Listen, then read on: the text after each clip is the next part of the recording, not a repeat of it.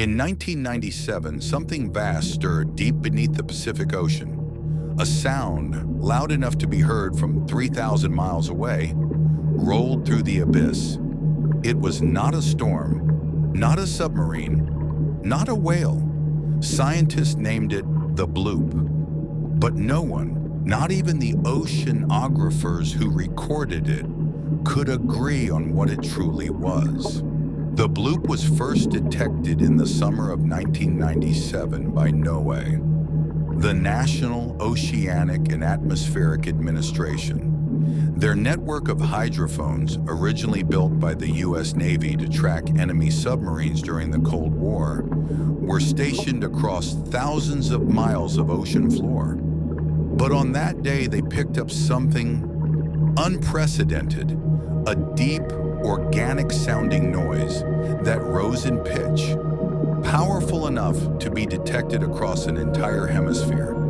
Scientists at NOAA confirmed the signal was biological in origin, but the power required to produce it was beyond any known marine creature. To generate such volume, the source would have to be several times larger than a blue whale, the largest animal to have ever lived, and yet no such creature has ever been discovered.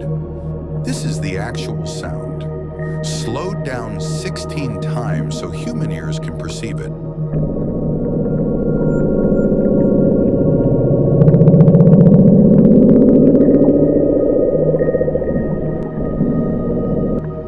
It's unsettling, not because it's loud, but because it feels alive. The signal originated near a place called Point Nemo, the most remote location on Earth. It's known as the oceanic pole of inaccessibility. No islands, no ships, no life for thousands of miles. The closest humans were aboard the International Space Station, orbiting high above. And yet that's where the Bloop came from. Deep within the abyss, near a place humanity has never reached. The coincidence didn't go unnoticed, because according to the writings of H.P. Lovecraft, the exact coordinates of R'lyeh, the mythical sunken city where the cosmic entity Cthulhu lies dead but dreaming, are eerily close to where the Bloop was recorded. To some, that wasn't just coincidence. It was confirmation that something ancient might have stirred. When the sound was made public, theories exploded. Scientists, cryptozoologists, and internet forums all joined the hunt for answers.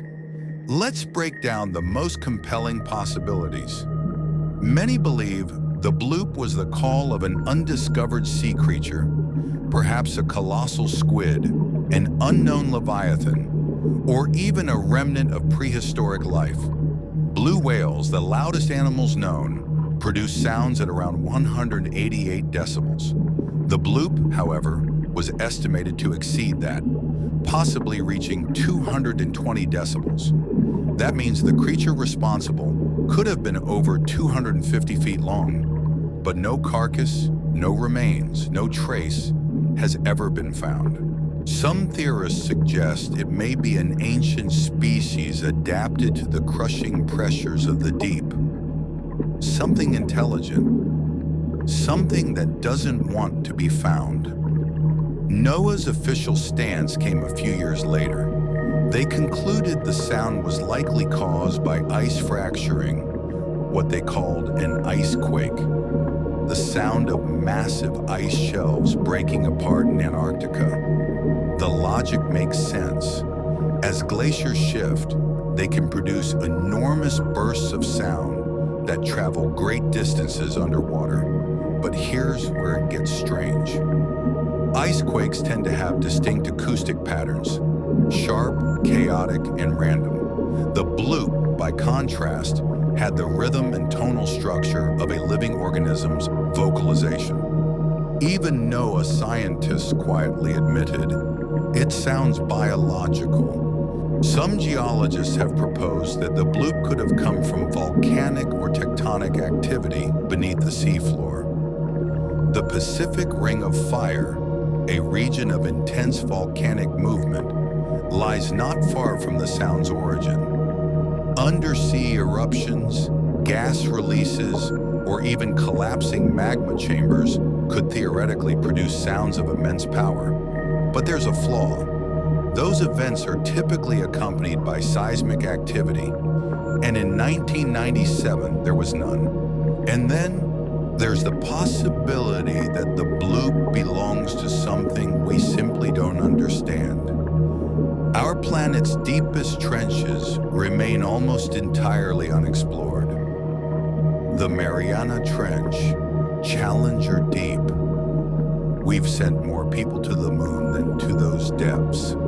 For all our technology, we've explored less than 5% of Earth's oceans. That means 95% is still a blank page, a dark, pressurized world where light never reaches, and where evolution may have written creatures beyond imagination. After 1997, the bloop was never heard again. NOAA's hydrophones have recorded many sounds since: whale songs, volcanic tremors, ice fractures, but nothing like that. The signal remains singular, unique, unexplained. Online communities continue to debate it. For some, the bloop is a reminder that nature still holds mysteries we can't explain. For others, it's proof that something else might be watching us from the deep. Science, of course, seeks certainty. It tells us the bloop was ice cracking, simple physics, sound waves echoing across the ocean. But those who have listened to the raw audio, who've studied its strange rhythmic pulse, they're not convinced. Because sometimes, when science runs out of answers, all that's left is the unknown. Perhaps the bloop was nothing more than a coincidence of ice and sound. Or perhaps it was the first time something vast and ancient made its presence known. Whatever it was, it came from a place where human eyes have never seen, and where the truth still sleeps just beyond midnight. What do you think the bloop really was? An icequake? Or something alive beneath the abyss? Tell us in the comments. And if you enjoy diving into the world's deepest mysteries, don't forget to subscribe before the next sound calls from the dark.